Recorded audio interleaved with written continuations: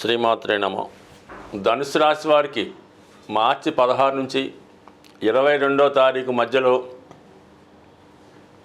జరగబోయే వారఫలాలు పరిశీలించినప్పుడు మరి ధనుసు రాశి వారికి 4వ గ్రహం అయినటువంటి రవి కూడా మీనరాశిలోకి ప్రవేశించడం జరిగింది ఈ వారంలో. దీంతో చతుర్థ భావంలో చతుర్థ గ్రహ కూటమి ఈ రాశి వారికి ఏర్పడింది. ఇక ఎప్పుడైతే మనకి భాగ్యాధిపతి చతుర్థంలోకి ప్రవేశించాడో చతుర్థ స్థాన ఫలితాలు జాతకుడికి అనుకూలంగా రావడం జరుగుతూ ఉంటుంది. ఇక్కడ మీరు ఏదైనా స్థిరాస్తి కొనే ప్రయత్నాలు ఫలించే అవకాశం ఉన్నది. అలాగే ఒకసారి మీరు మీ సొంత ప్రాంతానికి వెళ్ళి అక్కడ ఉన్నటువంటి సమస్యల్ని పరిష్కరించే ప్రయత్నం చేయడం జరుగుతుంది. అక్కడ ఉన్నటువంటి మీ స్థిరాస్తి వ్యవహారాలు పరిష్కారం చేసుకోవడం కూడా జరుగుతూ ఉంటుంది. అయితే మీ కింద ఉన్నటువంటి మీ సొంత ఆస్తి కొంత భాగం ఇతరులు ఏదో వాళ్ళు ఆక్రమించడం, కబ్జా చేయడం జరుగుతుంది అన్న విషయాన్ని గమనిస్తారు. అవి జరగకుండా మీ యొక్క ప్రాపర్టీని ఒక రక్షణ కవచంలో ఏర్పాటు చేసి దాన్ని జాగ్రత్త పెట్టుకోవడం జరుగుతూ ఉంటుంది. ఈ సమయంలో మీ కుటుంబంలో పెద్దవారికి లేదా మీ తండ్రి గారికి ఏదైనా ఒక అనారోగ్య సమస్య రావడం కానీ లేదా ఏదైనా ఒక వివాదం ఇరుక్కోవడం కానీ జరిగే సూచనలు ఉన్నాయి. కొన్ని నిందలు వారి మీద రావడానికి కూడా అవకాశం ఉన్నది. ఇవన్నీ కూడా మీరు పరిష్కరించుకునే ప్రయత్నం చేస్తారు. పెద్దగా ఏమీ ఇబ్బంది పడక్కర్లేదు. ఎందుకంటే మీకు పరివర్తన యోగం, చతుర్థ షష్టాధిపతుల మధ్య ఏర్పడిన పరివర్తన యోగం ఎటువంటి సమస్య అయినా మీకు అనుకూలంగా మారుతుంది. అక్కడ ఉన్నటువంటి న్యాయ సంస్థలు కానీ పెద్ద మనుషులు కానీ న్యాయం మీ వైపే ఉండడం వల్ల మీకే న్యాయం చెప్తారు. పెద్దగా ఏమీ ఇబ్బంది పడక్కర్లేదు. ఇక వివాహ సంబంధించిన విషయాల్లో మరి కొన్ని వివాహ ప్రయత్నాలు లేదా గతంలో నిశ్చయమైనటువంటి వివాహ సంబంధాలు ఏదో కారణాల వల్ల రిజెక్ట్ అయ్యే సూచనలు ఉన్నాయి. అందువలన వివాహ ప్రయత్నాలు ఈ సమయంలో చేయకుండా కొన్ని రోజుల పాటు వివాహ ప్రయత్నాలు వాయిదా వేసుకోవడం మంచిది.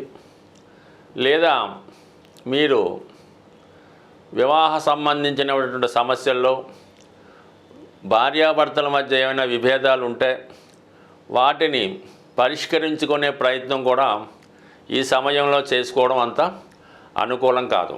అంటే ఏదైనా ప్రేమికుల మధ్య భార్యాభర్తల మధ్య ఉన్నటువంటి విభేదాలు మరింత ఎక్కువయ్యే అవకాశం ఉంది. కాబట్టి సాధ్యమైనంత వరకు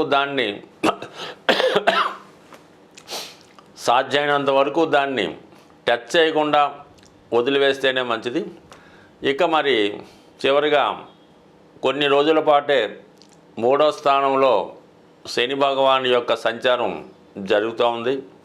సో ఈ కారణం వల్ల మీరు ఏదైనా ఉద్యోగ ప్రయత్నం చేస్తూ ఏదో ఒక్క దాని మీదే టార్గెట్ పెట్టుకొని మిగిలిన చిన్న చిన్న అవకాశాలు వదులుకొని ఉంటే ఏదైనా మీ యొక్క ఉద్యోగ ప్రయత్నాలు ఏమైనా ఉంటే తర్వాత చేసుకోవచ్చు. ముందుగా మీరు ఏదో వచ్చిన అవకాశాన్ని చిన్న ఉద్యోగమైనా ముందుగా మీరు ఈ నెలాఖరు లోపల చేరిపోతే దాని తర్వాత పెద్ద ఉద్యోగం మనం అనుకున్న ఉద్యోగం వచ్చినప్పుడు అప్పుడు చేరవచ్చు. కాబట్టి ముందుగా వచ్చిన అవకాశాన్ని సద్వినియోగం చేసుకోవడం మంచిది. అలాగే చాలా వరకు వాయిదా పడుతున్నటువంటి వివాహ ప్రయత్నాలు కూడా కొంతకాలం పాటు అది పక్కన పెట్టి జీవితంలో ముందుగా మీరు స్థిరపడే ప్రయత్నం చేసుకోండి. అయితే వీటన్నిటికన్నా ముఖ్యమైన విషయం ఏంటంటే చాలా వరకు మీరు ఏదైనా స్థిరాస్తి కొనే ప్రయత్నం మాత్రం 100% నెరవేరుతుంది. అలాగే మీరు జీవనోపాధి కొరకు వేరే ప్రాంతానికి మైగ్రేట్ అవుదామనే మీ ఆలోచన కూడా కంపల్సరీగా నెరవేరుతుంది. ఇక ఫైనల్గా విదేశంలో ఉన్నత విద్య కొరకు చేసే ప్రయత్నాలు 100% ఫలిస్తాయి. ఈ అన్ని ప్రయత్నాల్లో ఈ రాశిలో ఉన్నటువంటి మగవారి కన్నా స్త్రీలకి ఎక్కువ అవకాశాలు ఉన్నాయి. సాధారణంగా ఒక వ్యక్తికి సమస్యలు గ్రహాల వల్ల, కామన్గా గ్రహాల వల్లే సమస్యలు వస్తుంటాయి. అయితే ఈ సమస్యలు ఏ గ్రహం వల్ల మనకి వస్తున్నాయి అన్నది మనం తెలుసుకొని ఆ గ్రహం ఏ రాశిలో ఉన్నదో అబ్జర్వ్ చేసి ఆ రాశికి పరిహారం చేయడం వల్ల అసలు సమస్య నుంచి బయటపడే అవకాశం ఉంటుంది. అయితే ముఖ్యంగా రుణ సమస్యలు కుజగ్రహం వల్ల రావడం జరుగుతూ ఉంటుంది. అయితే కుజగ్రహం వల్ల రుణ సమస్యలు వస్తాయి అందరికీ తెలుసు. కుజుడికి పరిహారం కూడా కామన్గా చేస్తుంటాం. హనుమానికి తమలపాకుల పూజ, లేదంటే సింధూరంతో అర్చన, సుబ్రహ్మణ్య స్వామి ఆరాధన చేస్తున్నాం. అయితే మరి ఎందుకు ఈ సమస్య మనకి సాల్వ్ అవ్వడం లేదు అని పరిశీలించినప్పుడు, అయితే ఆ కుజుడు మనం పరిహారం చేసే సమయంలో ఏ రాశిలో ఉన్నాడో గమనించి ఆ రాశికి పరిహారం చేయడం వల్ల మనకి ఫలితం రావడం జరుగుతూ ఉంటుంది. సో అందువలన ఏంటంటే ఇప్పుడు అందరూ మనం భయభ్రాంతులకి గురి చేస్తున్నటువంటి, అంటే అందరూ కాదు, కొంతమంది ఇలాగా కొంతమంది అలాగా, ఏమైనప్పుడు కూడా జనానికి, అంటే ముఖ్యంగా జ్యోతిష్య ప్రేక్షకులకి చాలా అసహనాన్ని, చిరాకుని, భయాన్ని కలిగించే షష్టగ్రహ కూటమి ఇది మీనరాశిలో ఏర్పడడం జరుగుతుంది. ఎప్పుడు ఏదో రాశిలో గ్రహాలు కలుస్తుంటాయి, వెళ్తుంటాయి, తిరుగుతూ ఉంటాయి. కాబట్టి ఇది ప్రపంచంలో మహా అద్భుతము కాదు, ఎప్పుడూ జరగనిది కూడా కాదు, రొటీన్గా జరుగుతుంటాయి. అయితే వారి దాన్ని బట్టి, చూసే దృష్టిని బట్టి అది కొందరికి మంచిగాను కొందరికి చెడుగాను కనబడవచ్చు. అయితే ఇప్పుడు ఎవరైతే ఈ షష్టగ్రహ కూటమికి ఇబ్బంది పడుతున్నారో దానికి పరిహారం ఏంటి మనం ఆలోచించినప్పుడు, మరి ఈ గ్రహ కూటమి మీనరాశిలో ఏర్పడింది కాబట్టి మీనరాశికి మనం పరిహారం చేసుకోవాలి. మీనరాశికి అధిపతి ఎవరు? గురుగ్రహం.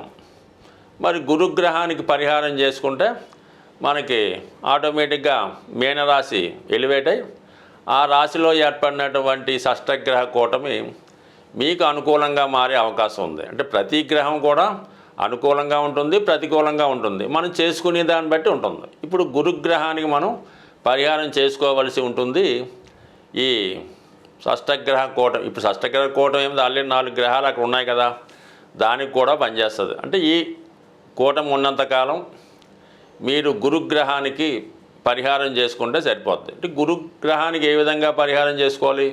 చాలా సింపుల్గా దత్తాత్రేయుడు, సాయిబాబా, రాఘవేంద్ర స్వామి, దక్షిణామూర్తి, శివుడు, చివరికి శ్రీమన్నారాయణుడు, ఎవరికి ఏ విధంగా సులువు అవుతుందో ఆ విధంగా మీరు చేసుకుంటే సరిపోతుంది. ఇక ఇవన్నీ మన వల్ల కావు. చక్కగా గోశాలకు వెళ్ళడం, గురువారం గోశాలను దర్శించి ఆ గోశాలను శుభ్రం చేసి తుడిసి, అవసరమైతే గోవులకి స్నానం చేసి ఆ పరిసరాలు శుభ్రంగా ఉంచి, ఆ గోవులకి ఏదైనా దోమలు గేములు ఏమీ లేకుండా శుభ్రంగా ఫ్యాన్లు అలంకరించి ఫ్యాన్లు అమర్చి కొంచెంసేపు వాటికి సేవ చేసి రావడం వల్ల మీరు ఒక 100 సార్లు షిరిడీ వెళ్తే ఎంత పుణ్యం వస్తుందో ఈ విధంగా ఒకరోజు ఆ గోశాలని శుభ్రం చేయడం వల్ల మీకు అటువంటి వరం, సేవ, పుణ్యం లభించే అవకాశం ఉంది. చాలా వరకు హైదరాబాద్ వాస్తవ్యులకి చింతపల్లిలో వేంచేసి ఉన్న మరి సాయిబాబా గారు ఆలయ దర్శనం అంటే పర్టికులర్గా అదే. ఎందుకంటే అక్కడ ముందుగా గోశాల ఉంటుంది, దాని వెనకాలే మరి బాబావారు వేంచేసి ఉన్నారు. అందువలన ఆ గుడికి వెళ్ళే ముందుగానే మనకి గోశాలను దర్శించి ఆ గోవుకి ఆహారం పెట్టి దాని తర్వాతే బాబా గారి దర్శనం జరుగుతూ ఉంటుంది. అందువలన అవకాశం ఉన్నవాళ్ళు మరి ఈ షష్టగ్రహ కూటమి ఉన్నా లేకపోయినా మనకు అనవసరం. ఒక్కసారి మీరు ఎక్కడ ఉన్నా కూడా గోవుని సేవ చేసుకోండి. తర్వాత మీ ఇష్ట దైవాన్ని అంటే మీ గురువుని, ఆఖరికి మీరు ఒక మోటార్ సైకిల్ మెకానిక్ అయి ఉన్నా మీకు విద్య నేర్పినటువంటి మీ గురువుని చక్కగా ఒకరోజు భోజనం పెట్టి ఆయన పాదాలకు నమస్కరిస్తే కోటి జన్మల పుణ్యం మీకు లభించే అవకాశం ఉంది. బట్ ఏదైనా నవగ్రహాలు అనుగ్రహం పొందాలంటే కంపల్సరిగా గురువు యొక్క అనుగ్రహం పొందవలసిందే. మరి ఆ గురువు అంటే మా గురువు మంచివాడు కాదండి, మందు తాగుతుంటాడు, సిగరెట్ కాలుతుంటాడో, ఇవన్నీ మీకు అనవసరం. గురువు గురువే తప్ప గురువు వ్యక్తిగత అలవాట్లతో కానీ అతను స్నానం చేస్తాడా ఇవన్నీ మీకు అనవసరం. చక్కగా మీరు గురువుని గురువు రూపంలో సేవించినప్పుడు కంపల్సరిగా మీకు ఆ పుణ్యం లభిస్తుంది. దాని నుంచి అంటే నవగ్రహాలు పెట్టే ఇబ్బందుల నుంచి బయటపడే అవకాశం ఉంటుంది. స్వస్తి.